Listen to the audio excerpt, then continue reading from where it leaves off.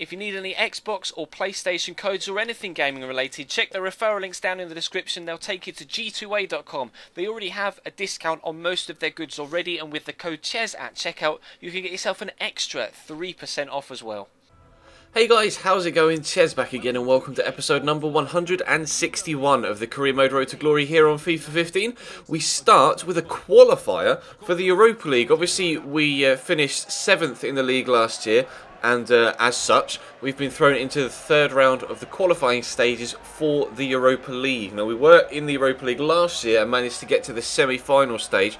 The board don't expect us to get any further than the group stage again for the second year in a row, so hopefully if we can get past Thurs Club here, the Danish side, then we should be able to will be able to meet the criteria for one competition already early on in this season, which might mean that we could ask for a little bit more transfer money when it comes to January. But we need to get past Thurs first, and we'll start with actually them being on top here. Starting my strongest side, but obviously they are a decent side themselves, drawing a good save out of Hutchinson here. He could catch that, but just tries to punch it. Luckily, Ivaz was there to intercept, otherwise he punched it straight to the on-rushing Thurs midfielder, and we would have found ourselves going 1-0 down, so I'm pretty sure he would have been able to score there with an open goal. But fortunately for me, the deflection did go our way at the other end after 6 minutes, and we were able to take a 1-0 lead.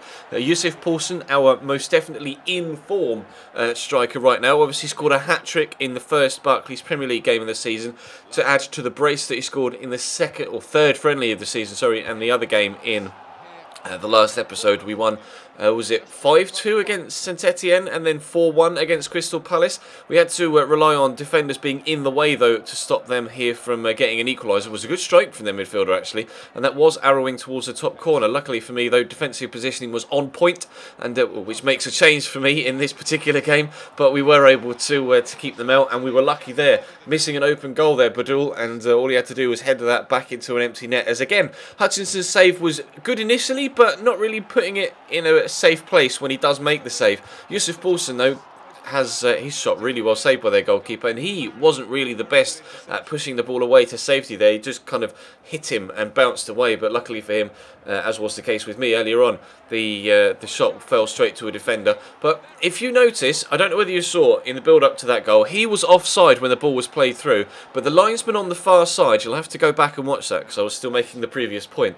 The linesman was glitched and was stood by the goal line when they played the through ball from like 50 yards out. Their guy was genuinely offside by a good couple of feet when that ball was played. Fortunately, it wasn't going to cost us in the long run because Strail Georgiev was able to get us back in front there with a really nicely taken left-footed shot. But I was absolutely livid that that goal had been counted, their goal, because he was genuinely a couple of yards offside, and the assistant was where he is now at the back post. On that, well, not at the back post, but on the far side. He was just stood by the goal line, which is completely baffling to me because he couldn't see that the guy was offline. Lovely ball in though, and Yusuf Poulsen, again, he's been very good in the air for us so far this season, but unfortunately a couple of efforts there towards the end of the game he wasn't able to keep down, and both went over the top of the bar. But we were able to get a 2-1 win in the first leg at the end of the game, so I can't be too disheartened, although obviously a 3-1 or 4-1 lead from those two Yusuf Poulsen headers would have been nice. But still, we will take it. We're obviously going to have to travel to Denmark for the second leg in the next episode. We have had the contract offer accepted by Niang. £7 million plus Stefano Gabbiadini is the transfer fee. But Sadio Mane is my preferred target. So we'll have to try and work out a deal for him first. If we can't, then we'll go back and try and pick up and buy Niang. But we're offering £8 million plus Jack Grealish for Sadio Mane here at Southampton. And then our two goalkeepers in the youth squad have now reached 16 years of age. So they've grown from like 5'5" up to 6 foot and 6'4" respectively. I am going to offer them both a contract, although one of them, the second guy there, Sebastian Brouwer, only has a potential rating of 73 to 79. So but he is taller. So it's a tough one. I'll try and send them both out on loan if I can before the end of the window, or perhaps at least just one of them out on loan and keep one for a rotation goalkeeper, because of course we have sold our previous rotation goalkeeper Mauer onto Roma, so we may need one of them to stay behind just in case. It's very, very rare that you have a goalkeeper injury or a goalkeeper suspension, so it's not too much of a risk to let them both go, but perhaps just in case we'll keep one of them behind. We come into, though, the next game of the episode, which is of course the game against Sunderland at home again in the Barclays Premier League this time around. Obviously Sunderland we know all about, having played there in the My Player series.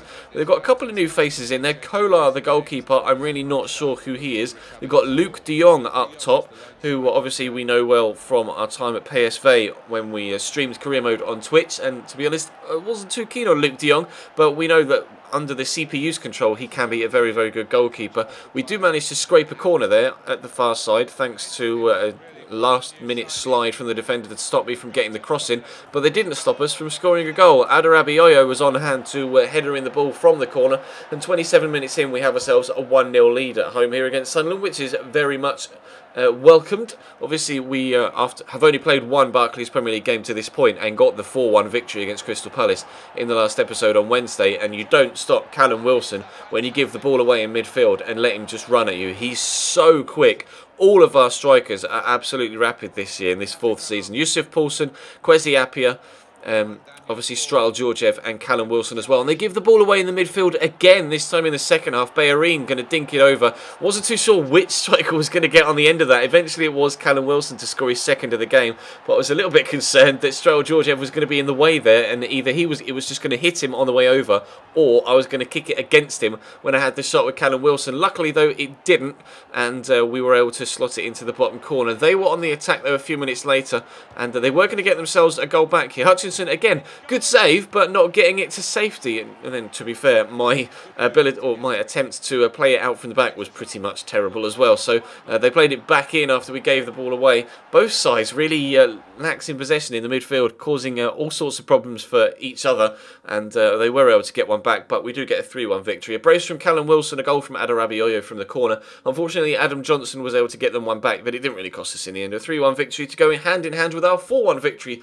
And we have had the transfer offer finally accepted for Sadio Mane, £8 million plus Jack Grealish, so we will offer him a contract. He's on 60 grand a week, and I don't see any point in trying to offer him any more. He should be quite happy to, accept a similar contract. To try and get him on important first-team player rather than crucial first-team player if I can, just to keep his morale up high when he won't be playing absolutely every single game for me, especially if we get through to the group stage of the Europa League, because I will need to rotate my squad. We do get an interesting bid in though for Johannes Geis from Fulham of £7 million. He's valued at 6, but obviously at 27 years of age, he's still got plenty of time left in our first team, and I won't be letting him go yet. He's my second best midfielder, don't forget, or central midfielder, don't forget, behind Julian von Hark, who's actually a long way ahead of anybody else in the squad at 87. But the contract offer from Sadio Mane was accepted, so we will accept that. He'll come in. Unfortunately, we'll have to say no to Mbai Niang, unless, of course, we can get in some extra funds during the rest of the window. But for now,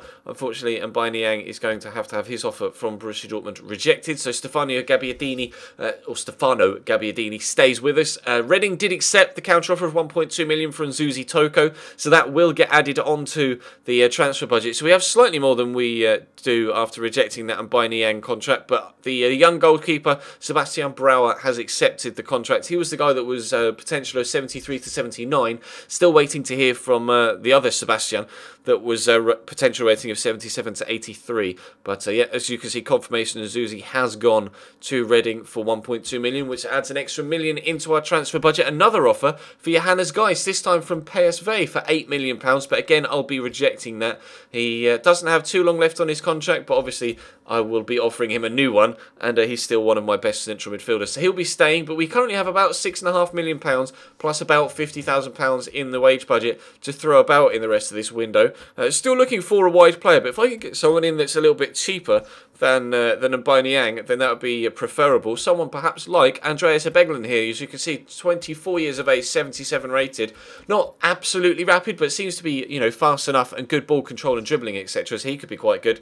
And also looking at Wendell as well to replace the now ageing, unfortunately for him, Aaron Cresswell. Obviously, we've brought in Buraki, the left-back from Kiev, who's going to be my starting left-back now. And if I can replace Aaron Cresswell with the younger Wendell as well, or Vendel, then obviously that would be preferable, and we'd have a really strong competition for that left back spot. But after 2 games so far in the Barclays Premier League, we sit second in the table. Only 5 teams, have 100% record so far.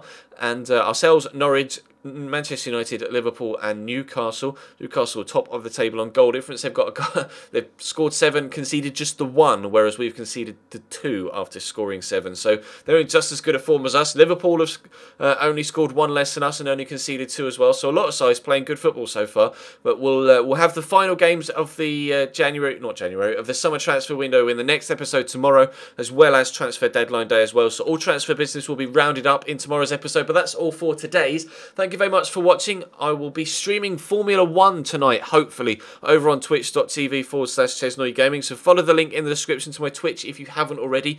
Check out the 70k giveaway video if you haven't already as well. You've still got 2 days left on that to run to get your entries in. Of course, don't forget, if you have already entered, to make sure you keep going back for your daily bonus gifts as well, or daily bonus entries as well. And of course, check the channel page for anything you may have missed on the channel itself, whether that be the Chelsea series, this series, or the My Player. But for now, thank you very much for watching, and I'll see you next time.